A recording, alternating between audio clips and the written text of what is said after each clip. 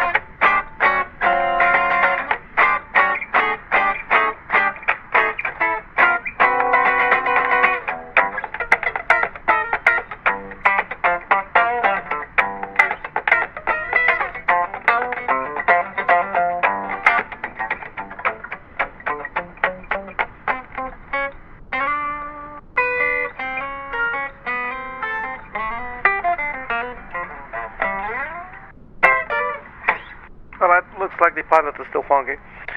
So once again, welcome to another video. And today we're going to be flying from the Great Falls Airport in Montana. A small city in Montana, it's in north central Montana, to Seattle, Tacoma International Airport. We will be using the PMDG Boeing 737-600 variant. And we're using the Southwest Airlines livery. We're using GSX, real world time, real world weather, the Aerosoft simple traffic tool. I'm not sure we'll be using anything else, except maybe just some general good vibes, which is always nice. So let's get the screen thump out of the way and we just hop on in. It's been a couple of days, as I said. Been having some little vacation, if you will. Very cute lady. And here we are again. So we're parked here at, I believe this is gate number 3. Here at the Great Falls Airport. So we got a bunch of other aircraft standing here on the apron next to us. As I said, real time and real world weather. So let's see if we still got it. Apparently the pilot's still funky, so the next question will be, can the pilot still fly an aircraft? I have no clue. As I said, it's been a while, but I'm not expecting anything too crazy. So we're parked here, we hooked up the jetway, and the ground power unit has been connected as well. So with that, let's just power up the aircraft. And as usual, I like always to do the cold and start. Just all the way from the beginning. I believe... Oh, that should be it. Unless I'm missing something here. There you go. 9 minutes until the IRS are aligned. Let's turn on the ground power unit. Emergency exit lights. And then we got the logo lights and the anti-collision lights that we can turn on for now. As you can hear, the aircraft starts to come alive. So just increase some panel brightness here on the overhead. Whoopsies. So looks like the mouse is immediately back to being a little bitch again. Let's get some panel lights going down here on the center pedestal as well. And then over at it, let's also just turn on the correct radio panel setup for both sides. And let's just also give ourselves a little squawk code, why don't we? So we're going to be squawking 3121.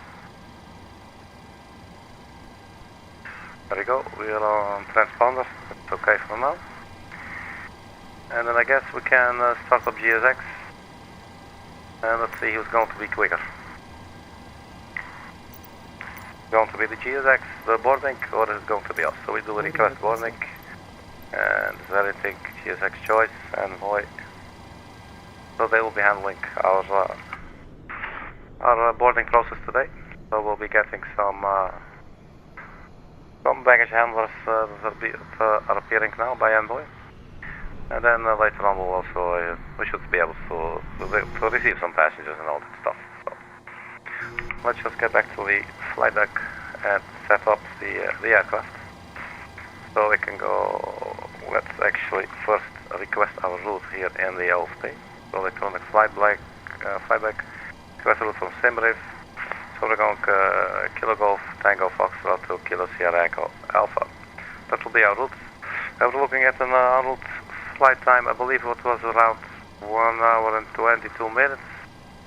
Let me just double check so that I can give you, provide you with some correct information. 1 hour and 26 minutes of airtime. The block time should be 1 hour and 54 minutes. You can go off the. It's now asking us if we want to board crew. I would like to board well. Pilot's boarding starting. And then I guess it's now asking again for the doors. And this is always confusing the hell out of me. There's some doors it opens on its own, as you know, and some doors it don't. So I'm not really sure what's happening. I'm guessing this is actually all looking okay. I like the colors, they go quite well. Here the Envoy ground vehicles with the red of the red elements in the Southwest livery here. I'm guessing that's looking quite nice. Alright. So, to our FMC, let's also get some main panel lights down here. For some reason this always happens in this little corner. I don't know what it is that I'm doing here. Well, I know exactly what it is that I'm doing, but maybe not what I'm doing to the mouse. So,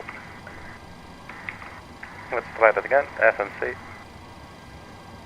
So, let's see, wasn't it? Then we got Kilo Golf, Tango Foxtrot.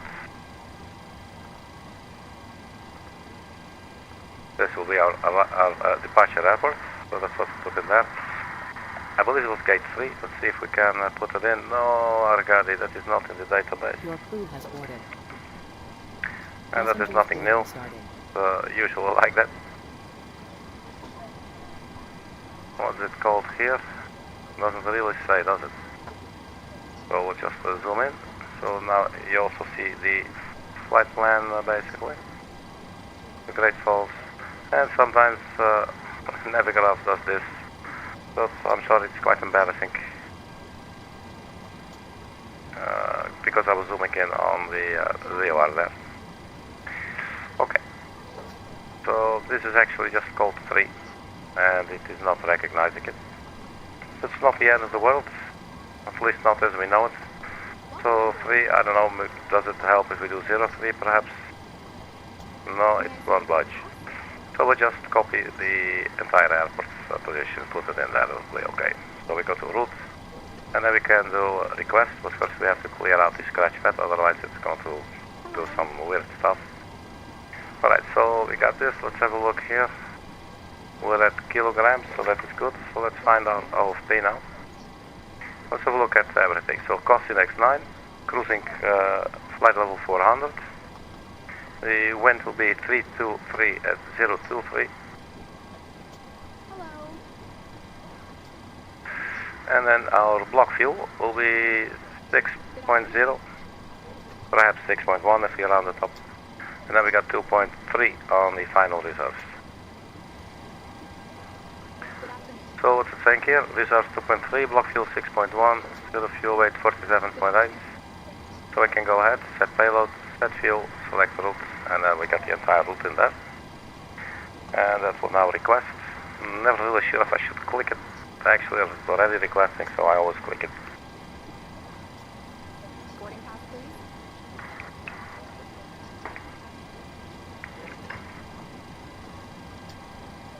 Good afternoon. And then once that's done, we can load it up. Route uplink is now loading. Hello. So how many passengers are we carrying today? 22 have boarded out of 102. This way. So we got our route, let's see, we should now be able to activate. Flight number is in there as well, Southwest Airlines 812. This way. So we execute. So now if we go to the next page, we should have the flight plan. Looking really small, Welcome on board. and that is correct. We have a very small flight plan. We have departing runway 03. Then we have a direct to the Great Falls VOR. Then there's the airway, GLET 36, and then there's the MLP. Not sure what stands for the MLP VOR. And then we got the Hello. glass 3 arrival for runway 34 left. Boarding pass, please. So let's check the weather. So departure 100 degrees, 13 knots, gusting up to 21 knots. It's quite windy here at Great Falls. Welcome Now for the arrival at Seattle, the wind varying from multiple directions, but it's only 3 knots, so that's not a lot, especially for Seattle. It tends to be a little bit windy. So we got 10 statute miles there, broken clouds at flight level 250, 90 degrees, altimeter 3008. Let's check the altimeter at our current location, 3030. This way. Alright, so we got all the basic information here. Then we can go to departure arrival, because we will need to enter our departure and arrival. So for the departure there is no SID, but there is the runway. And we have the runway 03 for departure. And then if we look at the weather, it's saying 100. So what other airport runways do they have here? Let's erase this one. I guess runway 03.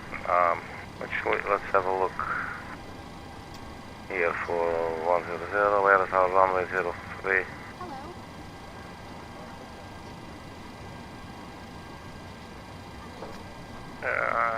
There you go. That's not 03, it's 30, I would think, right? 03, yeah, that's 03 there. Okay. Yeah, we'll take that. We'll have a bit of a crosswind component when we roll. So runway 03 was selected, execute. Then we go back to index, we do the same, but now for the arrival. So Seattle arrival, we click the beaten button there. We got the Glasser 3, and then we had 34 left, I believe. Welcome on board. Go to flight plan. So 34 left, Glasser 3 arrival. So ILS 34 left, so they have an ILS there. We got the Glasser 3, and the MLP was our transition, so we can put it all in. That is now sitting there looking pretty and beautiful as hell.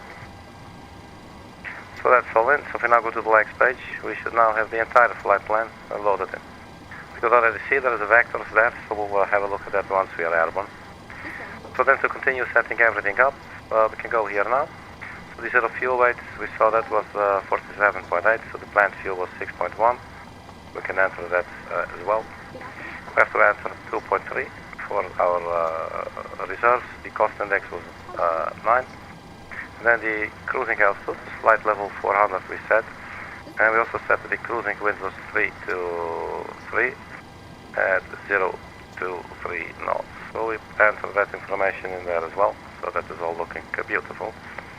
And then we can go ahead and execute this. That's all correct. Next will be the N1 limit for taking off. Now this is always a little bit funny, because I'm never really sure if we should maybe really wait first for the entire aircraft to finish boarding. Hello. Let's go to the performance tool, and then we select runway 03, import from OFP. It doesn't do anything, I think. Import from aircraft, then import weather, 3030. If we now calculate, it does give us at least something. I'm checking now, import from OFP, and then see what it does. And do we get any different values? Doesn't really appear so. Okay, so select temperature 46 with a takeoff derating. Should give us 87.7, flaps 1, acceleration height 1500 feet. The trim setting will be 5.82. And the V1 speed 125, V rotate 125, V2 129. Okay? So 46 degrees for a TO, so that's TO at 46 degrees. And this is actually giving us 88.4. It's saying unable to 70 knots at Jackson, so we'll look at that late. I did not come up with a flight plan, so don't know why it's being a little, has to be a little bitch about it. So we'll take off flaps 1. And we got 5.82, that appears to be correct. The runway length remaining 105. So we enter 105, put it in there. And this guy actually giving us 124, 125, 129. I'm saying let's just do what the FMS is telling us, so that should be okay. So we got everything in there now, yes. We do have the fuel on board, 6.1. Let's get the camera thingies a little bit straight here now. So May I see your boarding pass? yeah, I'm forgetting my flow. Forgot my flow here, so what we're doing. This way. 124, 125, 129. We'll see the ILS are aligned. Let's just turn on the yaw damper. We'll just follow the flow anyway, and then we'll see what we need to do. So we can turn on the fuel pumps. Let's also turn on the APU. And I remember now, we're going to set the seatbelt sign. And boarding has just finished, so that's beautiful. So we can also turn off the no smoking sign, or turn on the no smoking sign rather. APU starting. At any moment now the EGT will start to rise. There it goes. We'll just leave that on for a little bit, so we'll leave that working, so we have the ground power still at our disposal. We will be cruising flight level 400. So we'll set this here in our pressurization system in the overhead panel. And our altitude for current location. Let's set the altimeter 3030. And look, we're actually quite high here. 3680, so let's say 3700. In case we need to return to the airport after takeoff, so 3700. I always like how fast these buttons go. It's really convenient. Right, so that is in there. The APU appears to be steady, so let's turn on the APU generator, turn on the APU bleed. We will need that to start our engines. And then we disconnect the ground power here on our side. And then we can also request for the ground services to release the ground power. Okay, so that is happening now. So up next, basically we're pretty much good to go. So we just turn on the hydraulics. We got some probe heats and some window heatings that will turn on. And that would pretty much be it, I think. And we do still have the MCP to set up. Oh, yeah, speed we can set 250 knots.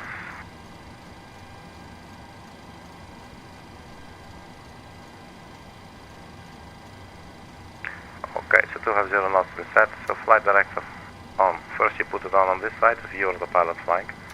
And then on the pilot monitoring side. You can normally also thrust VNAV and LNAV. LNAV doesn't always want to turn on for some reason. It'll probably take not on the intercept heading or something. So we might have to use, well actually we'll do a direct, but yeah, we'll have to use the heading select option there. For the altitude, I will just dial in 400,000 feet into the box. So we can go straight up to our cruising, to our flight level, or cruising flight level. That is the MCP setup. We have all the passengers on the board. We do have a little checklist here, reminding us about a couple of things. The flaps, green light, before takeoff, stabilizer trim. The stabilizer trim was 5.82, so we can set that right now. As you can see, this is like a very analog kind of setup, you know, so 5.82, you just eyeball it, it should be okay. Just put it next to, let's just slightly under 6, and you should be okay. Whoops. Something like that. Alright, so we're squawking transponder. And let's see, is there anything else we can conjure up here. Let's turn on the traffic.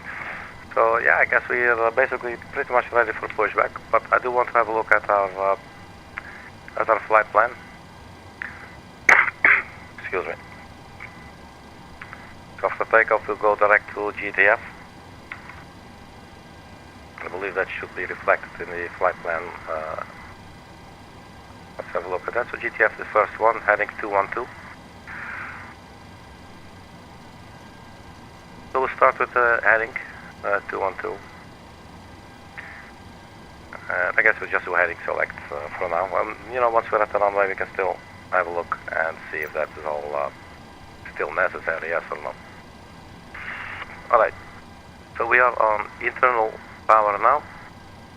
So I suggest that we call GSX and we request our pushback and departure.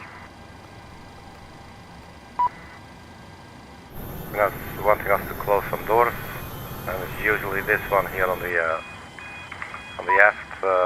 aft left. So door management, close all. Hello, Captain. We are ready for pushback. Ground connections. Before we remove the chocks, let's set our parking brakes. Parking brake set. And then just remove chocks, and hopefully that should take care of. There you go. Doors already closed. So for the pushback, where are we going to go? Runway 03. So we're basically already at runway 03. So we just push back in our case, nose to the right. We'll follow out Romeo 3, left onto Alpha. And that will take us where we need to go, all the way to the starting point of the runway 03. So nose, pushback nose to the right. That's basically what we'll need to take away from this. Locking gear.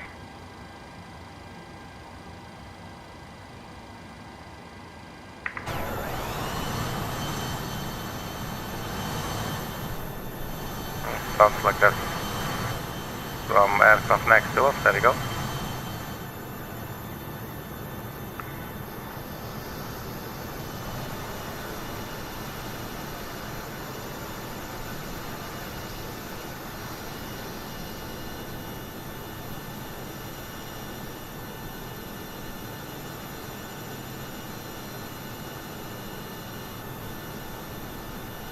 So nose to the right, I believe we said. Yeah, there was nose to the right. Let me just double check. There's nose to the right, tail to the left. Release parking brakes. Whoops, try that again.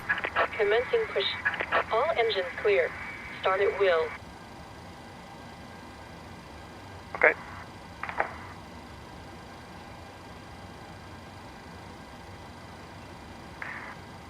So here's the pushback. What the hell is it doing? That looks scary. Oh my god. Almost drove us into that building. Alright, so let's start up engine number 2.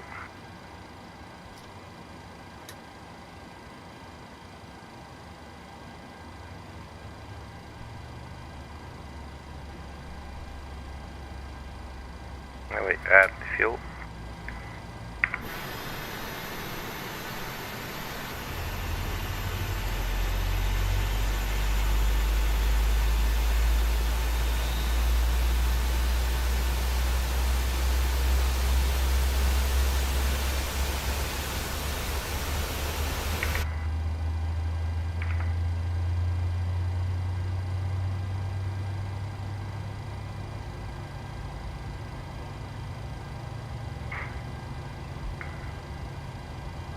So it looks like the pushback to complete. Parking brakes.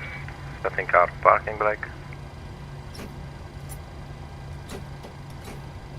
Waiting your confirmations for a good engine start. That's engine number 2. And now we start up engine number 1.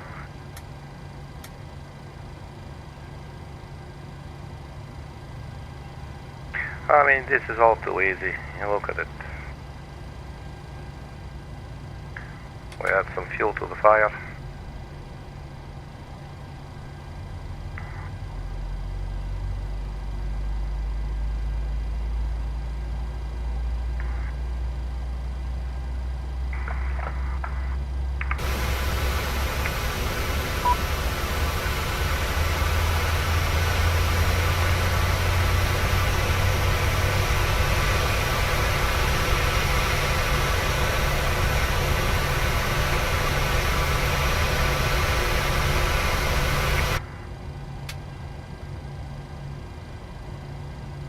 VGT is rising, and then we'll stop and drop. So we have 2 running engines, so let's confirm good engine start. Confirm good engine start. We have a good engine start. You can disconnect. Unlocking gear. So what we'll do, we'll turn on the main generators, and then we can turn off the APU. APU bleed can be turned off as well, but we will turn on the packs for taxiing. And always forget to turn off the packs for takeoff, so let's once again try and remember that.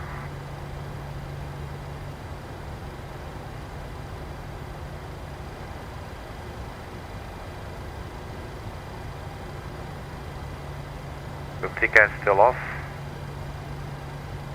So earlier it was saying unable speed 270 at something at Jackson, and that makes sense.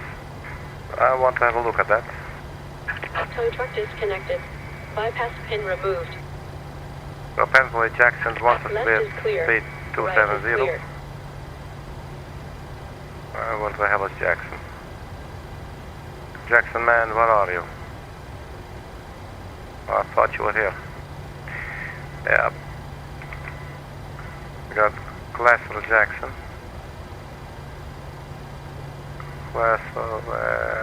There's Jackson. So the name of Jackson is right here. Okay, so we have all these things. Jets landing north at 270 knots.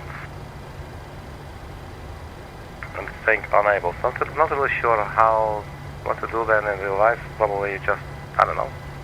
The FMS is simply disagreeing. So what are the speeds at Glasser and Odal, for instance? Doesn't look like there's any speed constraints, so we could also just say we up the speeds, the previous speeds then, or to 270 maybe. Or we simply ignore it and just go to by 250 knots, which is probably what I'll do. So let's keep this now on the legs page, although let's go to inner traffic because we probably have to reconfirm our takeoff speeds in a little bit. So they are disconnecting everything. Everything has been disconnected, so we should be able to go. So it's good to know. Then we will turn on the runway turn-off lights and the taxi lights too.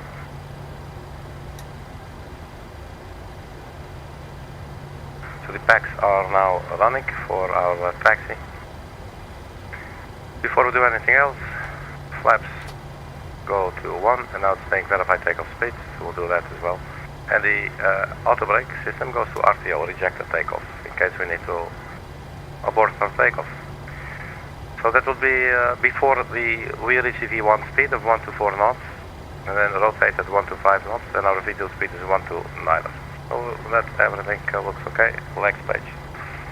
So before we get out of here, let's have one more look at our taxi route. So basically follow straight and then turn left onto Alpha, and that will take us where we need to go. So with that, parking brake released, or at least I would hope. There it goes.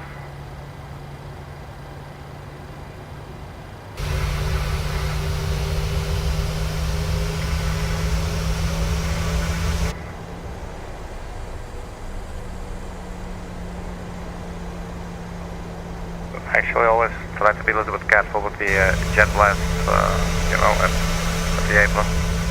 They can get extremely powerful.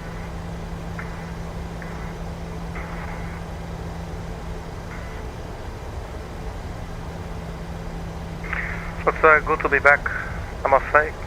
It was also very, very pleasant to have a couple of days in very good company.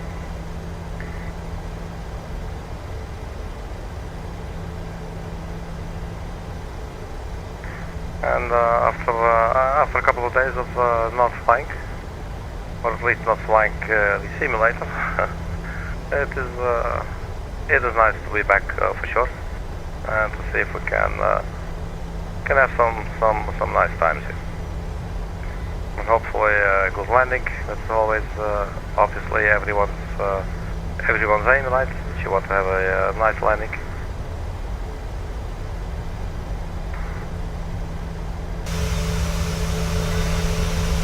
this is us.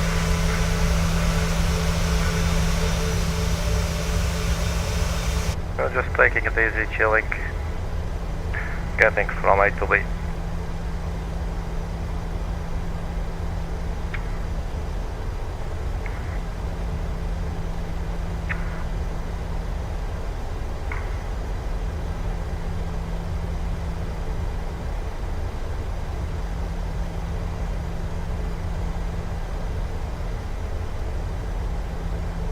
Ladies and gentlemen, welcome aboard flight Southwest 812 to Seattle.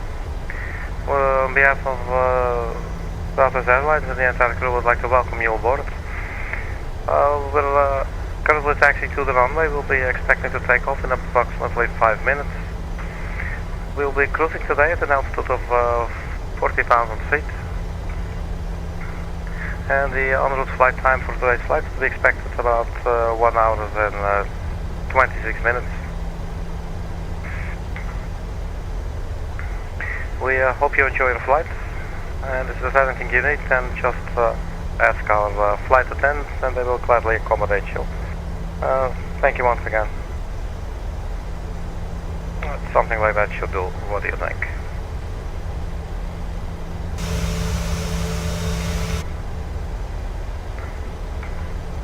I'm going to put the engines back to the idle now.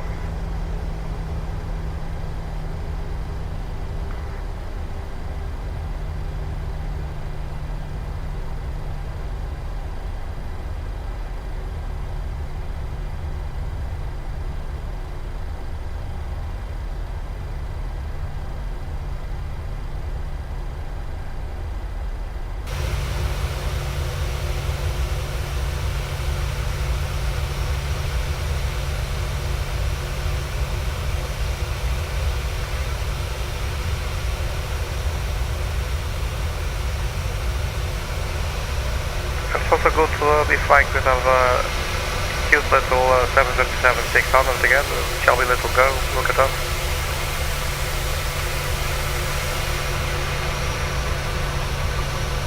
And the Southwest livery we see now, this actually comes with the package, so when you purchase the PMDG 737-600, this is one of the liveries that is included in the package.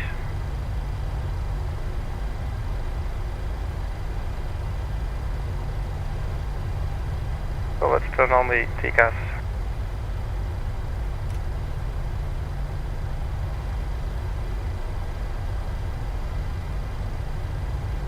And let's get the cabin crew ready as well. Cabin crew, prepare for departure.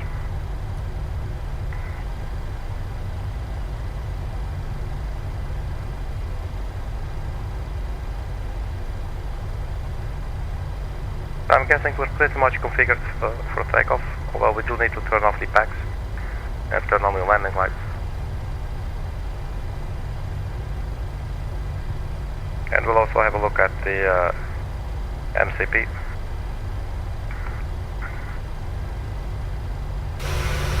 It doesn't look busy here at all, so let's say we just turn on the landing lights.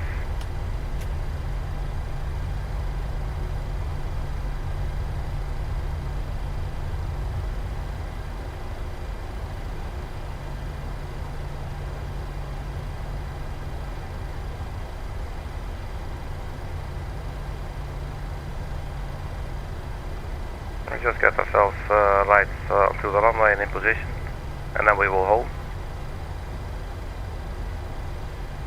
And we'll do some minor checks, and then we can get going, and then we'll fly to Seattle, where the wind currently is quite calm.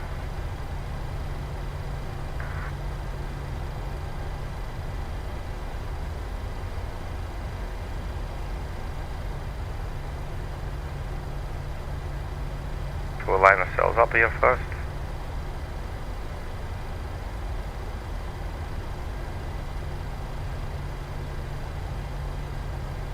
A very short aircraft this when you compare it to the 777 we've been flying. Okay, so here we are at the runway. The landing lights are on. The flaps, we have green lights. The trim has been set to 5.82. We got the TCAS turned on. We have our squawk code. Let's see if we can turn on LNAV. No, it doesn't want to, so we'll fly heading mode. We will zoom in on the navigational display. So after takeoff we'll be doing a left turn, I think, yeah. Probably going to be a left turn.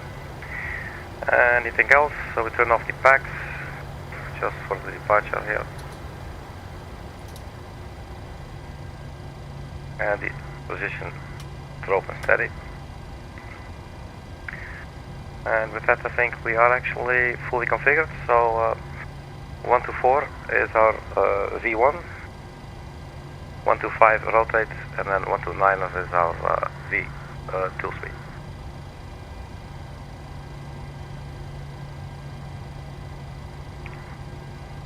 So we start the timer, and we set the engines to about 50% and let them stabilize. And then we can click the screw here for the takeoff thrust. And off we go. Let's go to Seattle. Airspeed alive.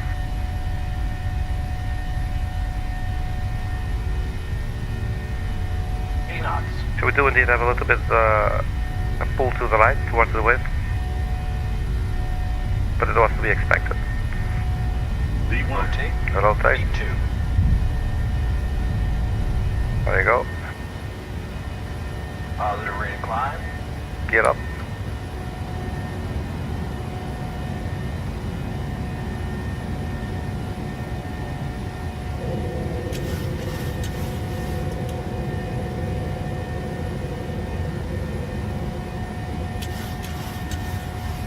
It will be a right turn.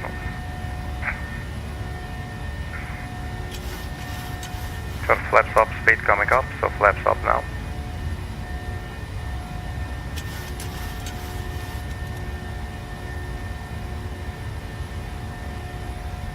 So let's turn on the autopilot. Can do things a lot better for us. And can we go well now? Not yet, so we'll just stay heading hold or heading select for a little while longer. So this is where we're going, so it's quite a sharp turn, look at that. And then after the turn we can turn on the LNAV. So climbing, our flaps are up. So after takeoff checklist, let's have a look. Engine bleeds on, packs to auto. The engine bleeds are on. So the packs can go back on, they go to auto. Landing gear up and off, flaps up, no lights. Landing gear is up and is now off. The flaps are up, no lights. We can also turn off the auto brake. And that's basically it. After takeoff checklist is complete, runway turn off lights and taxi lights, we can turn those off as well. Let's have a look outside.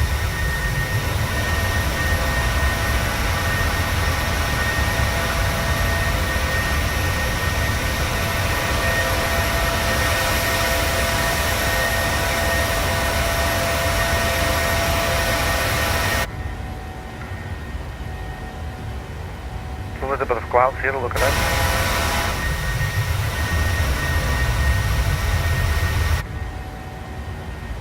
Well, it doesn't look that crazy. So now I'm not really sure 10,000 feet if we should already turn off the landing lights, so maybe wait a little bit longer. So still saying not on the intercept heading. And 212 is not quite what we need. See, let's go direct to MLP. And there you go. MLP is actually already selected. So LNAV, still not having it, so we'll use our heading mode a little longer. There you go. Turn on LNAV. It doesn't arm yet, so we'll just stay on it for a little while longer. 1100 feet, saying not on intercept heading, so let's clear that, we are aware. We're now 170 nautical miles from the MLP VOR. So that is quite a ways to go. and our top of climb is approximately 90 miles or so. 90 miles. Top of descent at 1956 Zulu. That's about 50 minutes. So it's a relatively short flight, this one. So I'm guessing we should be on the intercept heading, so let's turn on the LNAV, and there it goes. 14,000 feet, so let's turn off the landing lights. And what about our nose? Is that dropping? Oh, looks like it has dropped a little bit, hasn't it? So I guess we turn off the seatbelt sign. We'll keep it at auto.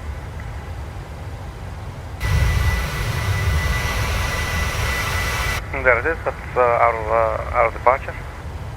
We're now climbing to basically straight to 40,000 feet. So at 18,000 feet we will switch over from the local pressure 3030 to 2992, which is the standard barometric pressure.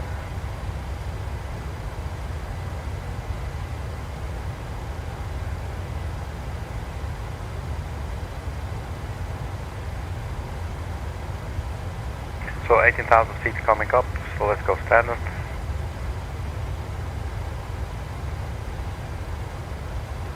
And that's it, let's enjoy a little window view.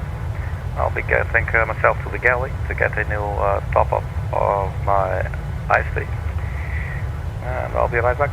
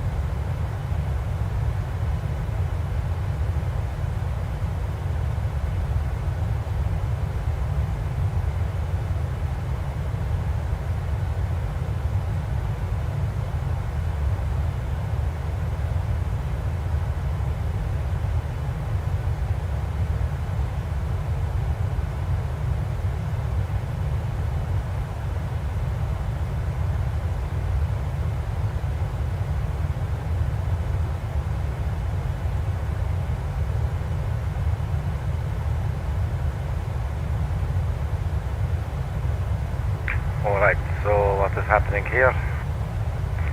Get back to the flight deck, see if everything is still flying. 22,000 feet, speed 280, I was targeting 281, there we go, that's spot on.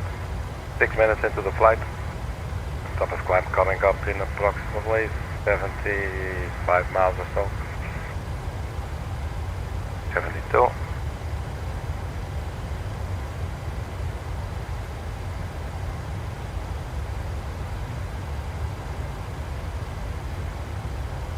So expected to arrive 2023 Zulu. That's 1 hour and 11 minutes. With a fuel quantity remaining of 3.2 thousand kilograms. So we go to descend. I think we can get a forecast. So let's request some of the descent winds.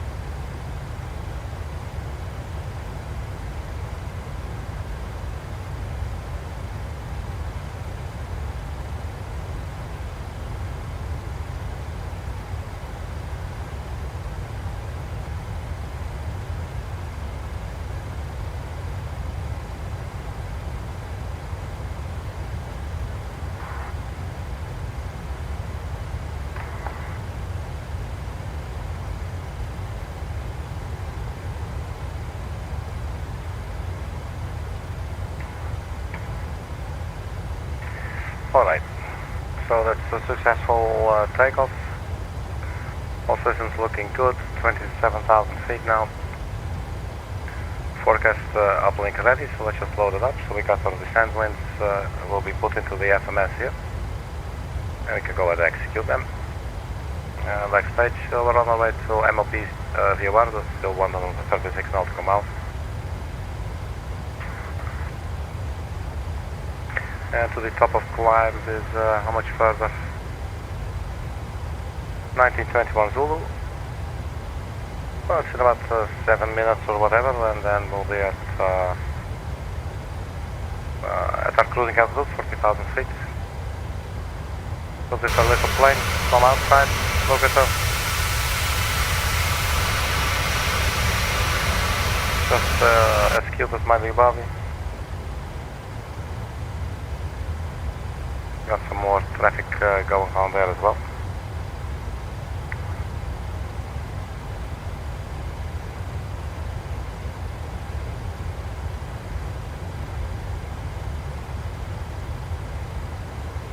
Look at that, it's pretty cool, man.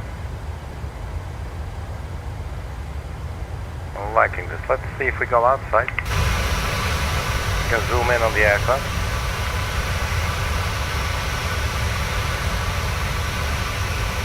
Look at that, that's so cool.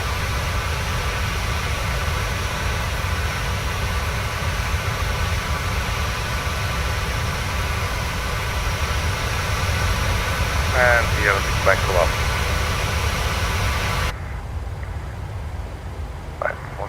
Keep it steady. 31,300 feet coming up. So a couple more minutes, 6 more minutes to the top of climb.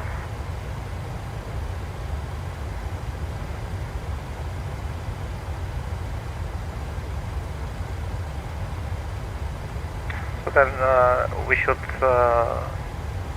at some point start preparing for our descent as well. We already had a little bit of the weather update, but let's see what they're saying. So arrival, Seattle. This was issued 1853 Zulu. There's no updates. So currently 2907 knots. So the wind is definitely picked up. 29 degrees 7 knots. 10 statute miles visibility. Broken cloud 2000. 25 flight level 250, 21 degrees, altimeter 3006.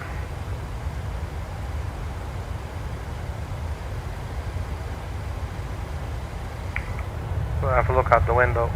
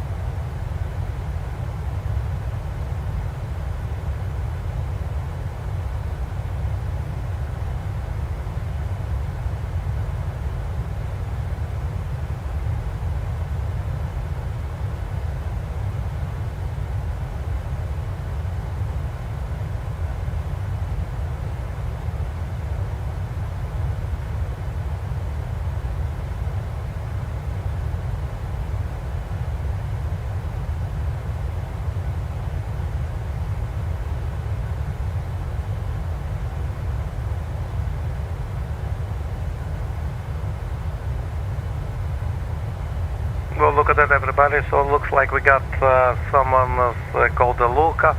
He's being very friendly with us. I use a translator because I do not really recognize the language, of course, but I know a little bit. I've been around the world, so I do know a little bit of some languages. But you can see that right there in the chat. You can use a translator, but he's saying, Arkady, you just go ahead and hang in there, man. There might be 1 people watching, there might be 1 million people watching. It makes no difference whatsoever. You just do whatever you do. You just keep on doing it, and you got this. I got your back, So thank you, Luca, very much. It's a very sweet thing to say, and very much appreciated to see you engaging with the flight. I love this very much, and thank you again. And I hope you enjoy the flight, and we'll be starting to prepare for our descent in, I guess, about 15 minutes. Let me actually just have a look at that, because I'm currently multitasking a little bit. As I might have mentioned earlier, when the stream was starting, I was away for vacation a little bit, and there was a very cute girl involved, you know what I mean? So that was very cute. So I've been out of the game for a little bit. So let's have a look so that we do not be late. So 94 minutes to the top of descent, 94 nautical miles, that is at 1956 Zulu. And the time now is 1943 Zulu, so it looks like it's almost time for us to start preparing our descent. So we got the charts up here, and we'll have a look at the descent charts, the approach basically. This will be our approach, and we'll be flying currently on the way to MOP or GAG or whatever, and we'll have a look at it in a little bit. Temple, Withrow, Odal, Glasser, and that will be our arrival. And then obviously we need to get the also the chart for the Seattle for our runway, which is today's runway will be 34 left. So let's get the approach chart for that one. We can use category 3, which is the almost the highest, as you might know, the highest category. And we can pull up this chart, and we can see there what we need to do. But we'll need to change some things in the FMC here, because you can see if you look at the legs page, we got all the waypoints we could see: GAG, Temple, Withrow, Odal, Glasser, and all that miserable crap. And then after header we got vectors. So vectors basically means that ATC will vector us, so they will say, hey Arkady, go left, hey Arkady, go right. But we're not doing that, there is no ATC today. So what we'll do, we'll override vectors with something that we actually put in ourselves. So we'll just look at Josta, for instance, you can see right here. And this is also on the flight plan, it's taking us to Josta after header, okay? So we got header, we cannot see it on this chart, that is normal. So we go back to the previous chart, and then we can see here header. And now you can see these little lines, meaning this ATC will give you some vectoring. So we can basically follow this heading, 163 degrees, so we could do a couple of things. We could say, for instance, we put in the heading box 163. We're not flying there yet, we're not doing anything, you don't have to be afraid. We're just pre-dialing it, we're using it maybe later. If we do not, it's also okay, but at least it's creating some options.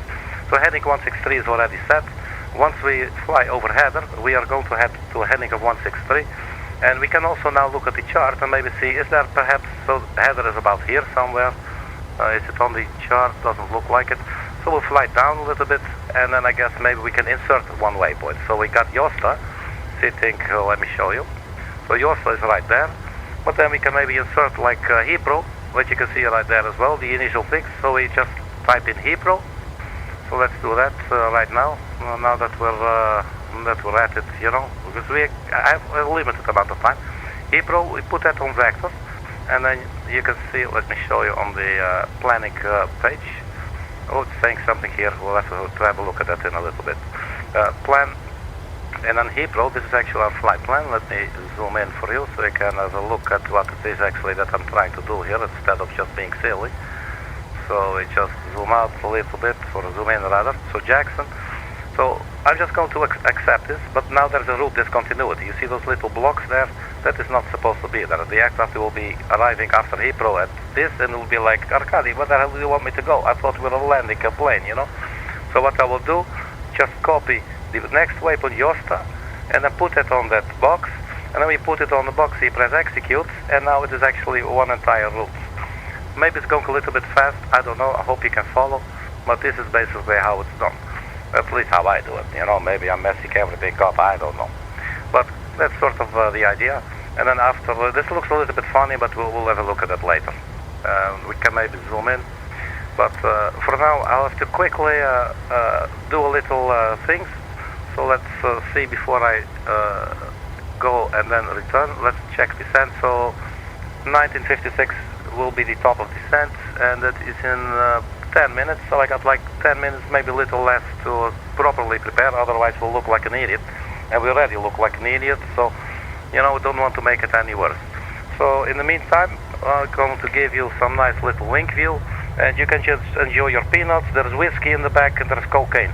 Okay? So you all just have fun, quit school, start doing drugs. Oh, no, wait, it's the other way around. Don't do drugs and go to school. Okay, so I'll be right back. Thank you.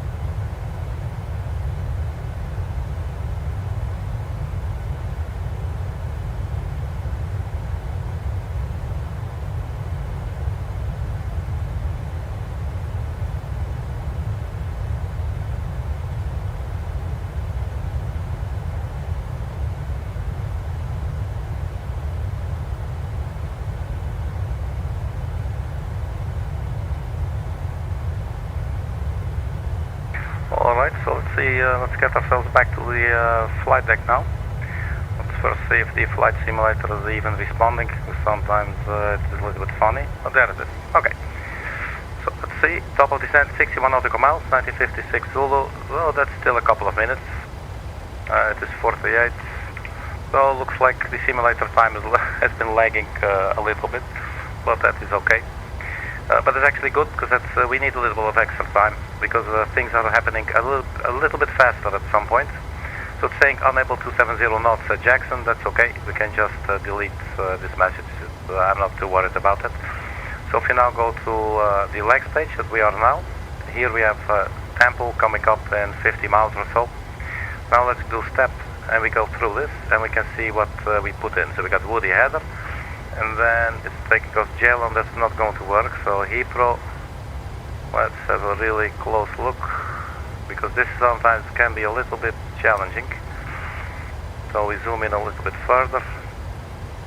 So after header it's going Josta, Jalon, I think that's okay. And then to Heathrow. Not really sure how to interpret this. I think it will be good after let's see, after header. Just we need oops, not click it. So after header, let's do step again. We'll stand by 1 moment. As I said, it's been a while, and I've been sort of multitasking the last 15 minutes or so. Sometimes it happens. Okay, so step climb, or step, we go step through, so header. So now it's actually after header, it's saying it wants to take us to Heathrow. And it looks like it is doing it like this, which I do not quite understand. So let's do a couple of things. Let's first take off my sweater, because I'm getting really hot here.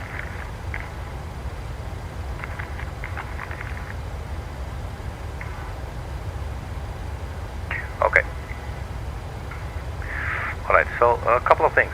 Because we need to really set up now, otherwise we're going to be idiots, and we want that. We'll go to the next page, we are there, and we copy runway 34 left, that's where we're going to be landing. Let's go to the fix page, and we put in our fix, runway 34 left. Now, where does the glide slope start? 2,400 feet. Let's start by setting that in the box here, so that at least the aircraft will start descending on its own, in case we're not looking, because we definitely need to start descending at some point. So we dial in 2,400 feet, and I'll just talk you through the entire thing, so you'll understand what is going on. And if you don't understand, well, join the club, neither do I. 2,700 feet, or it was 2,400. 2,400. So we go a little bit further, 2,400, that's been set. Now the glide slope starts to take us down, okay? So we're going to be landing at the runway there, and it will take us at an altitude of 2,400 feet above the ground, at the waypoint called Jalon, and the position is 6.1 nautical miles from India Bravo Echo Juliet.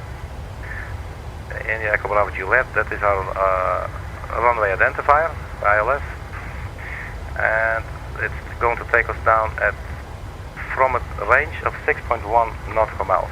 So what I will do is put in 6.1, but I will also need the approach, final approach course.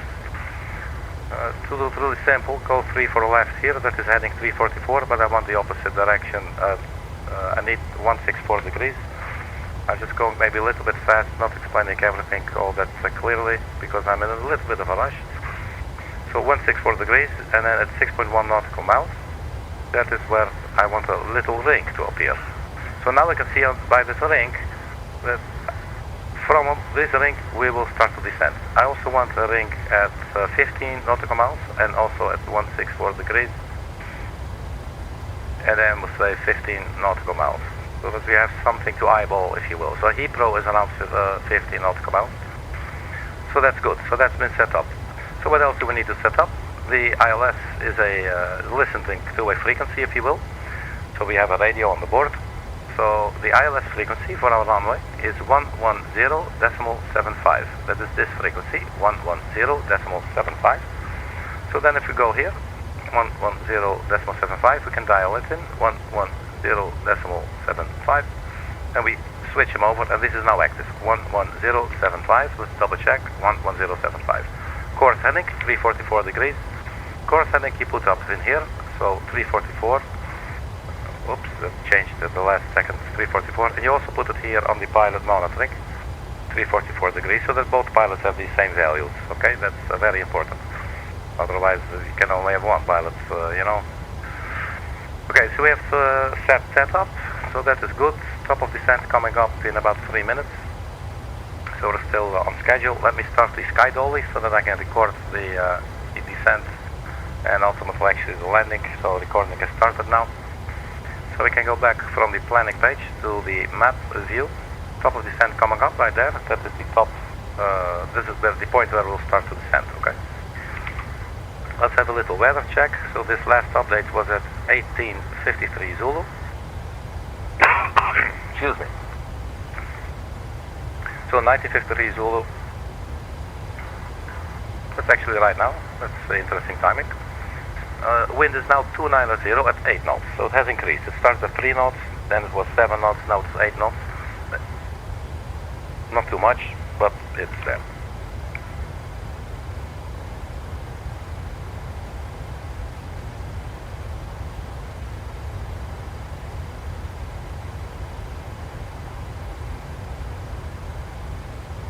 Alright. QNH 3003. We can pre-dial it here.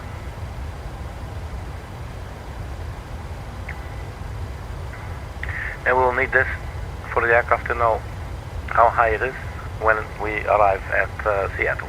So 3003. This should be synced on both ends, and that's checked as well.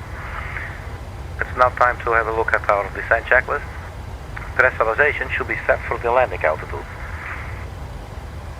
So, this information will also be on the final approach chart. Airport elevation at Seattle, it is sitting at 433 feet above the sea level. Okay, so 433, the touchdown zone, TDZE, touchdown zone is actually a little bit lower, 379, doesn't matter too much. If we put in 400, we should be good. Can do that up here. So the landing elevation will be 400 feet. Oops. 400, there you go. So that is set as well. What else? Pressurization check. So we can actually use this little thingy here so we can sort of physically check it. Recall, let's check the recall, see if anything is on fire or whatever, wants our attention. No. Recall checked. Auto brake. We'll set the auto brake 1, which is perfectly fine for Seattle. It's a long runway. Auto brake check. Landing data VRF minimums. Now this is very important. So landing data. We got 110.75 at 344 degrees. At this point I always double check. 110.75 at 344 degrees. And glide slope will start at 2,400 feet, which we, in our case, just pre-dialed here. And the radio altitude, decision altitude, we'll use radio altitude to 100 feet. We did not set it yet. We'll set this to radio and then put it at 100. I believe it was 100, wasn't it? 100 feet. So that is what we'll do. 100 to, where are we? 100, there you go. Check. Okay, so that has been, basically that's all been set except the VRF speed. And we're now nearing the top of descent, so I think we'll start descending now. No worries, we'll just keep on carrying on whatever it is that we're doing. So our final approach speed, we'll choose flat 40 degrees. Will now be 122 knots, we can put it there, but there is a wind correction of 5 knots. So we end up with 127 knots. I always check on the legs page to see if that is also displaying here, and it is 127 knots. This will be our final approach speed when we have the flaps fully down at 40 degrees, and we also have the landing gear down. The landing gear is now up. You can hear and see now that we're started to descend. We were flying at 40,000 feet, and we're now all of a sudden going down. And we're going down at a rate of 2,650 feet every minute. So 1 minute later, we have basically 2,600 retracted from this. So we're doing that. Speed 270 is on able. we already know this. Let's maybe actually see if we can change that at Jackson. So we just do 250. We might not be allowed, but if that's the case, then screw it, that's okay. We are allowed. Okay, that really helps. Then at least the aircraft will not be complaining at us, you know. Okay, so let's go back to the checklist. So landing data, VRF minimums, they've all been set now. Approach briefing has pretty much been completed as well, so I'm just going to put this at approach. At 18,000 feet, we will switch over to local QNH. We're now at standard QNH, and then at 18,000 feet, we will go from standard to local pressure, 3003. So that is that. So we have already, so to continue the approach briefing, once we fly over Heather, we will then keep on flying a, let's see, 163, I'm not really sure, we'll see that when we get there. Let's just double check here on the final approach chart, or actually, no, on the arrival chart. So this is saying after Heather, you go heading 163 degrees. So that's what we'll do, and this will take us down, but we need to go, actually, what we'll do is make a U. We go like this, we take a right turn, and we go up, and then we land. But there is no waypoints in the flight plan, so what we will do, we'll just fly a heading, and we just keep heading hold. Just keep flying a straight line, and then we'll take a right turn ourselves, and then we line up with the, we turn on the localizer, and everything should be dandy. Well, you know what I mean. Okay. We're now at Wheatrow. Next will be Odal, Glasser, then Jackson, then Woody, then Heather, and then from Heather we'll take a left turn to heading 163. Heading 163 we already have waiting for us here. Look at the mountains outside. We're getting close here to Seattle, and yeah, there's some beautiful mountains there. And there's also like this really big mountain that I always like to call Seattle's nipple. It just looks like a big nipple, like a giant nipple, you know. So yeah, that's where we're going. We'll see this once we get a little bit closer. And actually, can we already maybe see it if we zoom? We cannot zoom further. No, we're still a little bit far out. Alright, no worries, let's keep focused. 33,000 feet. So we're expected to land, if we go to the progress page, 2024 Zulu. So that's in 24 minutes. So in about 4 minutes we will turn on the seatbelt sign, and then we'll address the cabin, the passengers, to let them know that we are descending and all that stuff. Okay, so pretty much descent checklist has been completed. So that's already good. We have briefed ourselves so that we know what we will have to do when we get really, really close to the airport, which is obviously important if you want to, you know, if you want to land this plane, you know, you don't want to keep this plane in the sky forever. We have a limited amount of fuel, and at the end of the day, we all just want to go home, and maybe we'll play some Red Dead Redemption, you know what I mean, or we do whatever you want, you know, we stand on some chicken, or maybe we'll just play a little bit of guitar, you know.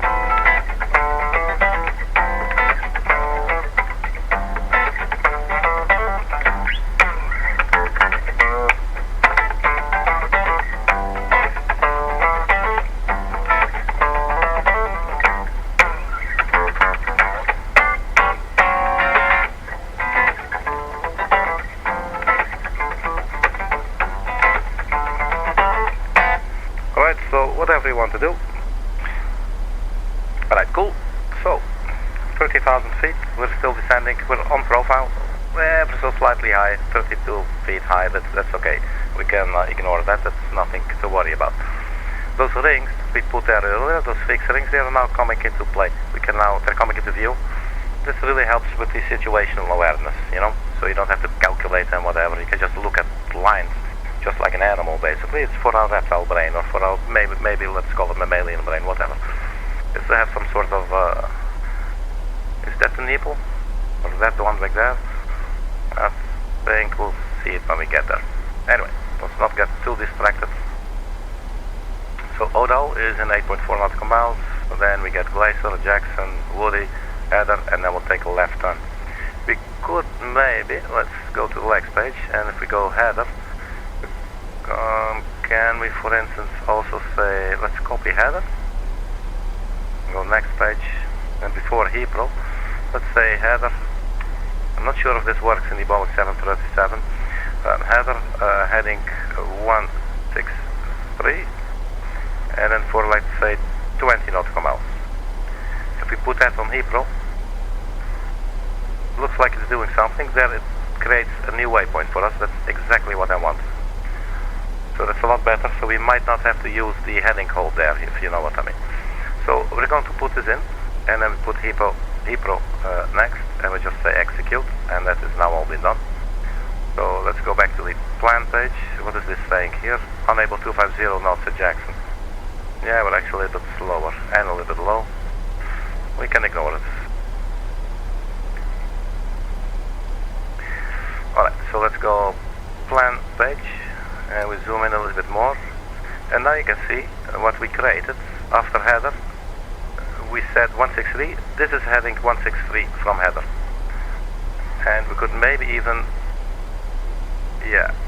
go a little bit further, let's say 30 nautical miles. So what we'll do, go back here and we delete this one that we just created. So just go, or we overwrite it. Let's first type in, so let's go header, heading 163 from header, and then for, let's say, 30 nautical miles. And we put that, let's put it here, and we go execute, and now we'll see this in a second. We go next page, and we delete the previous one that we created, and Heathrow will paste it there, execute, and now if you go, and now you can see it looks a little bit smooth, right? So we're going 163 degrees, and then we do a right turn, and this is like a, not too sharp, you know, just looking nice. And this gives us plenty of opportunity for us to properly line up with the runway. Okay, so 25,000 feet, the time is 24, so 20:04. So let's turn on the passenger, the seatbelt sign now. Seatbelt sign is on, and then we'll address the cabin as well, see if there's a weather update. Doesn't look like it, so 23 degrees, it's a little bit windy, and it looks like it's pretty much, yeah, some broken clouds, quite high. Alright, so let's address the cabin. Good day, ladies and gentlemen, this is Captain speaking. As you may have noticed, we have started our descent. I would like to request everybody to return to your seats and fasten your seatbelts. As we will be arriving at our destination in approximately 20 minutes. The local temperature at Seattle Airport will be 23 degrees centigrade. We have a good visibility. There's a little bit of a windy day, but that is nothing new for those of you who fly to Seattle frequently. And we'll have good visibility, and there's some broken clouds at 2,500 feet.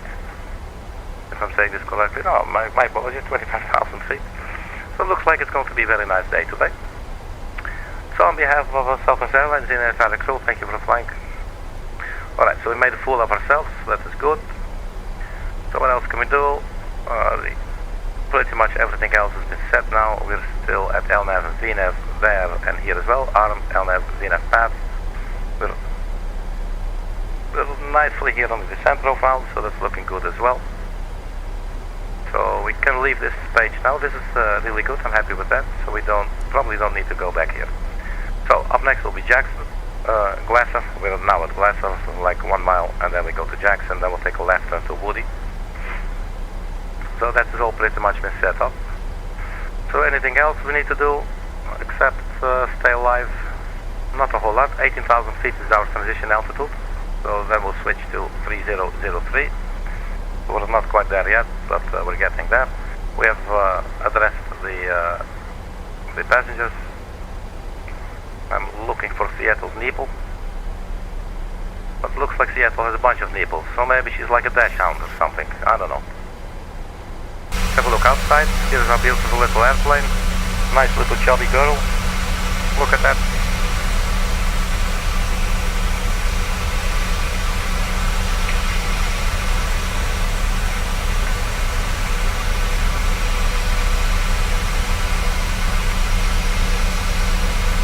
Yeah, so let me take this opportunity, now that we don't have a lot of workload for a couple of minutes. Let me turn to the chat, because it looks like our friend Luca has said a couple of things. You're welcome, pilots. It's so cool. In pilot sound. You deserve subscribe. It's interesting. It's so sweet, man. How many kilometers are you up? Oh, that's a nice question. I'm so sorry. Sometimes I cannot see the chat. Currently, but this is a little bit late, but currently you can click on this button here. It says meters. So actually we're 20,000 feet, but it's feet, right? So how much is that? You can also click on the meters button. It will say you are now 6 kilometers, 6.2 kilometers, and we're descending, we're going down. So that's our current altitude. So we were about 12 kilometers, I guess, something like that. So that was our altitude, but we're now descending. What else? Let's see, how many kilometers? Amazing. Yeah, tell me when you're down. And play Red Dead Redemption 2. Well, I like to play that too. Maybe we can play together, Luke. What do you think? And then, so cool. Yeah, man. Yeah, never mind. No worries, man. It's all good. Alright. Okay, so we're descending. That's all looking smooth right there. So we are now 9 miles from Jackson, and then we'll take a left turn. We're still nice on the profile. We do not have to intervene quite yet, so that is all very good news. So anything else we need to do? Let me see, 18,000 feet is coming up, and then we'll change to local barometric pressure. We have the frequency. It's always good to double check your numbers. So 110.75, 344 degrees.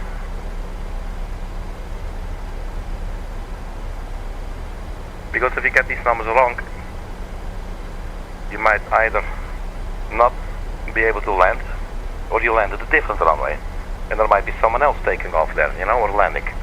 And then you get obviously a potentially dangerous situation, which you want to avoid, even when you're simulating. Traffic. So there was a traffic warning. That's the TCAS system. Let's see, 800, 700. So there should be traffic close by. Not really sure. Oh, there you go. Ah, look at that. He's right above us. Oh, that is so cute. Okay, so I don't think in real life we will be this close. But this is just Microsoft Flight Simulator traffic, just doing its own thing. Yes, we're very close. So, and we're actually now turning. Looks like this aircraft is also turning, so I think it's like the same approach as we are. Look at that. That's actually pretty interesting. Let's see, can we see it from it? Look at this, man. That's JetBlue. Look at it. So, obviously in real life this would not happen. This is not very realistic. But it is very cool to see, man. Look at that. Look at that. I love it. Hello. Hello, other captain. How are you? Hello. Alright, very cool. Alright, let's stay in character here. Okay, standard, it's warning us, so we're a little bit late here. So let's go standard pressure. Telling us now we're a little bit high, so let's get the speed brakes out. Speed brakes are these surface flaps here, if you will. They slow the aircraft down a little bit. And we need it because we were a little bit high. It has a profile at which you want you to descend, and we're a little bit lagging behind, so now we should be normal again. So we immediately retract the speed brakes. You do not want to forget it, because when you forget it, the aircraft just starts slowing down, and, you know, potentially extremely dangerous situation that you want to avoid at all costs. Unable 250 knots at header, it's saying. I'm perfectly okay with that. But I understand what the aircraft is saying. It believes that we need to fly 250, but actually we could say, I believe you do 250 and then a B for below, and forward slash. Let's see if this works. There you go. So now the aircraft knows you fly at either 250 knots or below this speed. And we are already below the speed. We are at 243. So now the aircraft will stop messaging us basically and stop complaining. Because I do not want an aircraft complaining at me when I'm having like 120 passengers in the back, you know what I mean. Alright, so things are moving quicker and quicker. We're getting definitely closer to the airport. Here's the airport, but we will first fly past the airport this way, and then do a right turn, come around, and then we will land. At this circle here, this is where the aircraft automatic landing system, the instrument landing system, will start to take us down automatically. At 1,000 feet altitude, we will turn off the autopilot. We will hand fly the rest of the final approach ourselves. But first we go to heather, that is 14 nautical miles. It's now 20, that's expected to be there 2015 Zulu, so it's in 2 minutes. So this is going quite quickly. We're still on the profile there. And where's the other aircraft? Is it still with us somewhere? Or did we totally lose it? Alright, so don't see it, don't care too much. We have to focus on ourselves. Fortunately, we can just fly into it and nothing will happen, so that's okay. But it doesn't look very pretty, does it? We're now actually 250 knots, so actually our speed has increased a little bit, but it's still okay. We have our final approach speed, but let's see if it's updated. But it hasn't updated. It may update to speed 121 instead of 122 because we are still burning fuel. So the aircraft is getting lighter, which means that it doesn't require as much speed when we are actually almost landing. But 122 would be okay in any case. But we will monitor this maybe one more time. Alright, so we're definitely getting a little bit closer. The seated time right now is 2014 and the estimated time of arrival is 2029. So in about 15 minutes we will be finding ourselves hopefully in one piece at the runway at runway 34 left at Seattle Tacoma International Airport. But anything else we need to do? 12,000 feet, so at 10,000 feet we'll turn on the landing lights. What we can do now, we start by running the APU. That's the auxiliary power unit. It is a little jet engine. You have two engines here, one on each wing in this type of aircraft, in this 757. But here in the back, there is actually a little, there is also a little like an engine, if you will. But it's not really used for flying, but it is used to, it's also smaller. It is actually used to generate electricity for the aircraft. So out of sort of like to have a backup system, that's why we use it. So we turn on the APU before landing in case we need to restart the engines. Let's say we get an engine failure, we will need the APU and the APU bleed on if we want to start our engines. So in case the engines turn off, then we can restart them immediately. So the exhaust gas temperature is dropping to around 400. So I guess, not sure, can we actually also turn on the APU bleed or do we wait until we would need that? Not really sure about that. The aircraft isn't complaining, so let's just do that. Alright, cool, man. I'm excited. I'm looking forward to land. So what is this saying? Master caution. I'm not really sure. It's not telling us what it is. I am actually going to turn off the APU bleed for a second. Yeah, now it's happy again. So it wasn't happy with the APU bleed on, since we have the packs on, I guess. 11,800 feet, we're turning left now. And now we're actually turning to the waypoint that we created ourselves. It's a really cool feature of the Boeing that you can create a waypoint as well, just like we did. And this will definitely help us. Otherwise, at this point, we would have said we go fly heading hold 163. But what we did now is that basically we told the aircraft to do it itself. So we should be seeing that we are flying, and you can see that, to 163 degrees. So that is working out perfectly for us. So we're getting there. Are we starting to get down slowly? Yes, sir, we definitely are. Yes, sir. And you can see here is the airport. The airport is to our right. And we can actually see we're 7 miles, 7.3 miles. But we'll first cross the airport, fly past our airport, then take a right turn, and then fly to it again. Okay? So the airport should actually be to our right.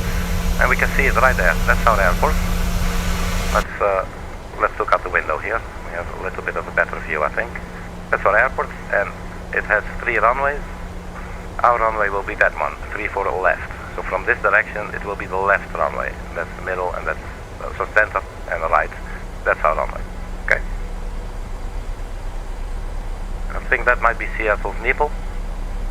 Always like seeing that. I don't know why. 10,000 feet. Okay, couple of things, because at this point things will start to change quite rapidly. Landing lights on, the APU is already on. Approach checklist basically completed. We have turned the altimeter, we switched the altimeter to local pressure. But let's do a quick weather update. Has not changed. So 3003, this will be our weather for today. So 3003, that's all there. FMC speed, we're doing good. So what else do we need? Not a whole lot. We just keep on monitoring our descent rate basically. The TCAS system is still waning there, so let's just turn off the TCAS for 1 second and we'll just turn it back on again. We'll just cycle through and then... Oh, actually it's still there? Why is that? I did it once and it actually did work. I don't know, okay, we just turn it all off like completely. Will it... Yeah, it looks like that does the trick. So we got rid of the red square lines we saw there. Alright, so we're on our way to the new waypoint that we create ourselves. We're 13.6 nautical miles away. DME, distance measuring equipment. So this is measuring the distance from us to the localizer, which is standing at the beginning of the runway. Or usually I think it's the beginning, and I'm actually not totally sure. But it's standing there, right there at the runway. So this is telling us how far out we are. And we already saw that at 6.1 nautical miles, that is this circle, the aircraft will automatically start to lower its nose for an automated descent, for the final descent. And that's at this point, at Jalon. And you can see here that this is where it starts to go down towards the runway. But then once it starts at 2,400 feet, once we are at 1,000 feet, we'll turn off the autopilot and we'll fly the rest ourselves. To do that, we will look at this cross. This will tell us if we're high or low. And there will also appear a little thingy up here, but we'll see that later. Okay. It does appear to be a little bit windy if I look at the aircraft. The wind is 10, 11 knots, so it's not too crazy really. I could expect a lot heavier winds, but as you can see, the aircraft is shaking a little bit in the wind, and that's perfectly normal. You don't have to be afraid. Although you can, it's your choice if you want to be afraid, you know, knock yourself out.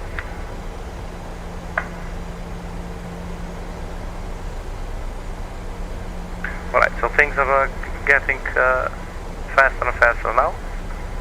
And hopefully not our speed. Our speed should be under control, but the changes will be following up each other in a very increased rate. Okay. So I think we're pretty much very well prepared. Engine start switches should be on continuous relights. This is for the landing checklist, so let's wait a little bit for that. Speed brake should be armed, landing gear down, and the flaps down, and we should see green lights showing that the flaps are actually down. The flaps are now up, because we do not need them yet, but we'll start extending our flaps momentarily, and this will help create drag. This allows the aircraft to fly at a slower speed without falling down, you know? If you hold the brake, in front of you and just let go, and it's not moving, it will just move down, that's all. But if you throw it, it'll have some speed, and it will take a while before it goes down. The same principle is with the aircraft, you know? It needs a certain amount of speed, and obviously we have wings, and that will help us stay in the air even better. So we're not a rocket, and we're also not a brick. Okay, so we're turning now. What I will do, turn on the localizer at the moment. Doesn't mean, so the localizer is armed, you can see here, VOR/LOC, localizer, in white. That means it is armed, but it's not active. What is active is LNAV, but it will turn to localizer, to LOC. And this is the perfect time to do it. We need to be at a certain angle of the runway extended center line. This line would be going straight to the runway. Definitely windy up here, man. Look at that. Okay, so now let's check our speed. We're on our way to Heathrow. It wants to be speed 216 knots. It's still targeting 240. This little diamond-shaped figure is the point at which the aircraft will start to take us down. And you would always want to be below that. because you want to intercept this from below and not from above. So we are in a good place, so that is good. Okay. So here's Seattle, not sure where's the airport. Let's see, we're 16 miles from the airport is sort of that direction. There's the runway, there's 3 runways, that one is ours. Alright, so cool. So we're getting close to the airport, so we will also turn on the runway turn-off lights and the taxi lights also, and we put the engine selectors, to continuous wheel lights.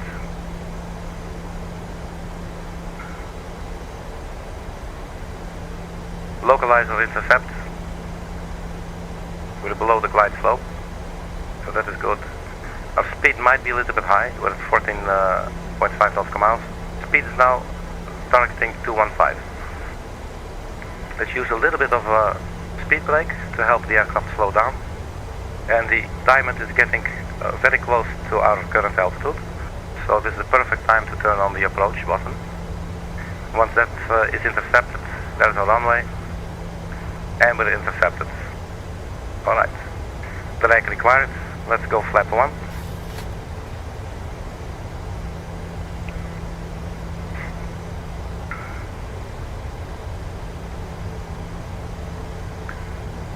.7 miles. Still saying drag required. We could maybe deploy the gear to get a little bit more drag. That will make us slower. But let's stay on it. Let's quickly check our approach speed, 122. That has not changed. Go back to legs page. Everything else is pretty much set up, so now we just manage our speed. Traffic. Okay, forget the traffic, I'm just going to turn off the TCAS because I do not want this bullshit when I'm landing. There you go. Alright, so we're on the glide slope, that's good still, good news. Our speed is still a little bit high. I'm going to deploy the landing gear a little bit early, but we do need a little bit of drag. So we're going to deploy the landing gear and we'll alert the cabin crew. Cabin crew, please take your seats for landing. Okay, so the cabin crew is prepared for landing now. 2500. I'm going to do another stage of flaps. So we're definitely a little bit high on our speed. Let's arm the speed brake. Landing gear is down. And we manage the speed ourselves now. And we have 6 miles to go, so we're, I'm going to go straight down with our speed. It's a little bit of a messy approach, we're not very stable. We got 900 feet until I usually would like to take over, so let's see how far we can get this. We definitely need some more speed brakes, so let's do that. I definitely want to fly at a much lower speed now. 150. I'm going all the way down to 127. Let's see if we can add some more flaps. Hopefully the aircraft likes it. The speed is definitely decreasing here, so that's perfect. Our flaps are full. So let's retract the speed brakes and we arm them for our landing. And now we're pretty much set up. We're not at final approach speed yet, but we do still have 400 feet before we take over to hand fly. There's quite a bit of wind, as you can see. So now we'll let the aircraft sort of stabilize a little bit, and then once it's stabilized, we'll turn off the autopilot and we just hand fly the rest. You could also maybe say, looking at the wind conditions here, it might maybe be smarter to leave the autopilot on for just a little bit longer. 1,000 feet. Usually I turn it off, but for this approach, let's leave it on a little bit longer. Because the aircraft does a much better job at it than we do. Although this is beginning to look a little bit scary.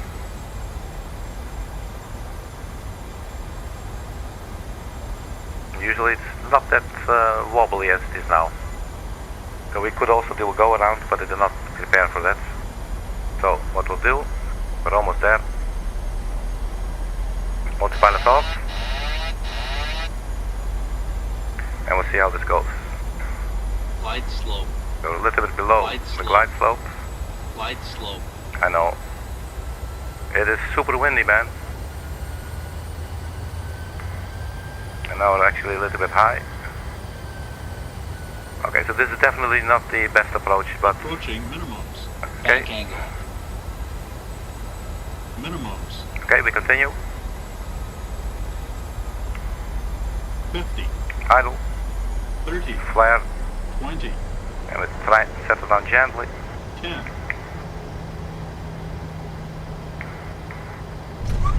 That's main gear touchdown. That's the nose gear touchdown. Welcome to Seattle, everybody. Let's go full reverses on the engines. Let's look outside.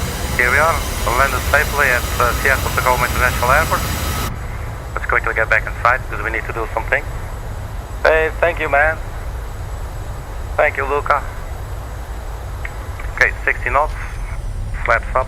Speed brake retracted, and we can enter this high-speed intersection.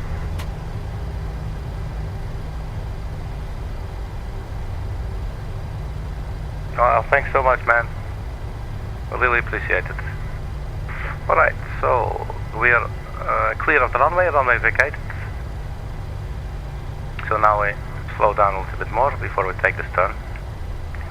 Then we'll take a right turn here and we'll just arrive to the apron area where we can park our aircraft down. We can get out and we can go step on some chickens. Alright, so everything looking good here. So you could see the approach was a little bit interesting.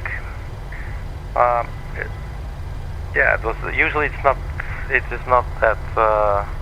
Thanks, man. Lucas saying beautiful flight, cool pilot voice. Thank you. I appreciate it a lot. It's always nice when people are watching and engaging and enjoying. You know, it's all about that we enjoy. I mean, some things in life are serious, you cannot always enjoy, but when you're playing a game, the whole point is to enjoy a little bit, you know, and to relax a little bit. So everything with good measure. Alright, so we can cross runway 16 left, there's no traffic, so we can just go ahead and cross this runway safely.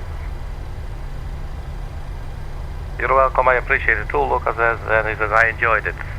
Thanks, man, that makes two of us then, that's always good. Right, so where do we go?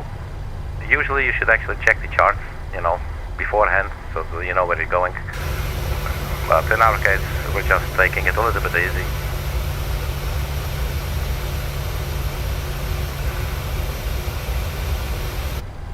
It looks like there's a lot of places, but you know, like in real life, they will tell you where to park, you know, it's not like you go there looking for a parking place like you would with a car in the city, you know. That would actually be funny. See these aircraft fighting and then fighting for a parking spot, and then the pilot gets out all angry at the other ones, start shouting at each other. Hey man, I saw this place first. No, but I was reversing, you know. Obviously that doesn't happen. These guys are all very professional. And you know what? Let's just turn left here. This actually looks more like a cargo area and not really like a commercial area, but that's okay. I just want to set this thing down and then do a review of my landing. This will be off the channel though, so not streaming. And then afterwards I'm going to play a little bit of Red Dead Redemption and kill some chickens. Okay, so here we are. There we go. We'll stop. Immediately set the parking brake. Let's look outside. This looks a bit funny angle, but here we are. So, the aircraft is in one piece, not in two, not in three, not in 3,000. We've landed safely at Seattle Tacoma International Airport, so welcome once again to Seattle. I hope you enjoyed it. I had lots of fun, and especially engaging with Luca. Very nice to have some interaction. I much appreciate it once again. So these are aircraft looking basically in one piece. so that is always good. But it was a windy approach, as you could see. The aircraft was not super stable. I guess sometimes it happens. Usually it's a little bit better. But Seattle is known for a lot of wind. So in that sense, you know, no big surprise. And that's a beautiful little aircraft. Alright, man. That's it for today. Once again, thank you very much. Special shout out to Luca, who's been very friendly and had some very heartwarming words earlier about, you know, hang in there, who cares if nobody's watching, just do what you're doing, you know, and that's super sweet, it's very positive, and I definitely appreciate it a whole lot. Thank you very much, thank you. Alright then, so I'd like to thank you for checking, and I will see you at the next video. Bye bye.